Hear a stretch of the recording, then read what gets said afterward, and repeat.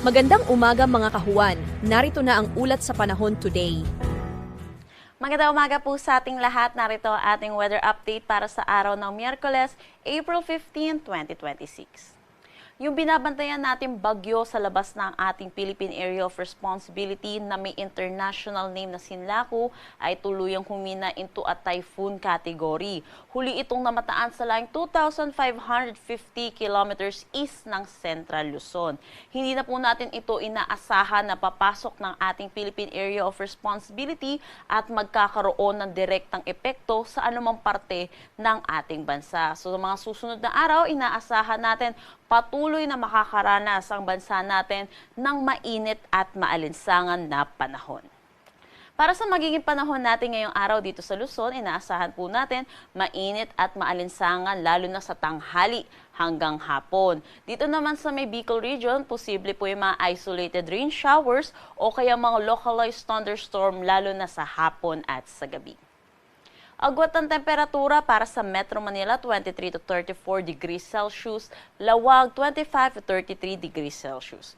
For Tuguegarao, asahan natin na 24 to 36 degrees Celsius, Baguio, 17 to 24 degrees Celsius, sa Tagaytay, 22 to 33 degrees Celsius, at Legazpi, 24 to 33 degrees Celsius.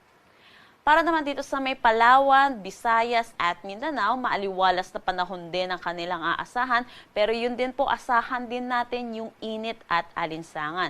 Posible din yung mga isolated rain showers o kaya mga panandaliang buhos ng pag-ulan lalo na sa hapon at sa gabi, dulot ito ng mga localized thunderstorm.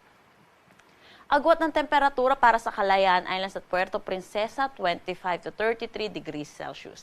Dito sa may Iloilo at Cebu, asahan natin 26 to 32 degrees Celsius. Tacloban, 25 to 33 degrees Celsius. Cagayan de Oro, 24 to 32 degrees Celsius. Zamboanga at Davao, 25 to 34 degrees Celsius.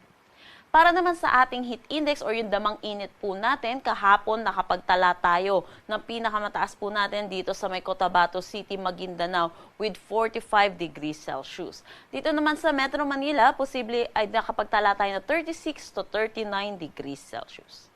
Ngayong araw, posibleng makaranas dito sa Metro Manila ng 36 to 38 degrees Celsius at ang pinakamataas pa rin natin posibleng maitala ay dito pa rin sa Cotabato City, Maguindanao with 45 degrees Celsius. Pinapaalalahanan po natin mga kababayan po natin dahil yung exposure po natin sa mainit na panahon ay may risk po sa ating kalusugan.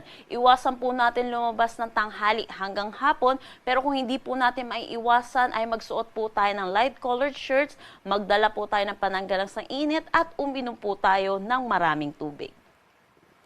Wala naman tayo nakataas na anumang gale warning sa anumang seaboards ng ating bansa.